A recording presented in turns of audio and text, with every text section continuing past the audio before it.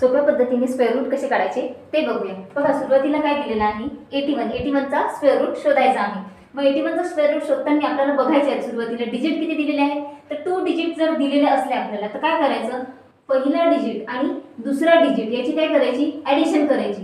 किती आले 8 + 1 9, मग 9 चा स्क्वेअर रूट काय आहे तर 81। बघा नेक्स्ट 2025, मग 2025 चा आपल्याला काय शोधायचं आहे, स्क्वेअर करायचा आहे।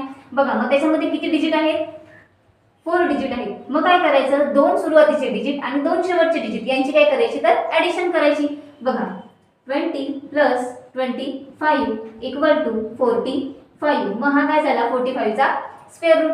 नेक्स्ट संख्या पण मोठी आहे। बघा काय आहे 4,94,209। मग आता एवढ्या मोठ्या संख्येचा काय करायचा आहे, स्क्वेअर रूट काढायचा आहे। मग काय करायचं, डिजिट मोजून घ्यायची किती आहेत 1 2 3 4 5 6 डिजिट आहेत। मग 6 डिजिटचे काय करायचे, सुरुवातीचे 3 डिजिट आणि शेवटचे 3 डिजिट यांची काय करायची तर ॲडिशन करायची।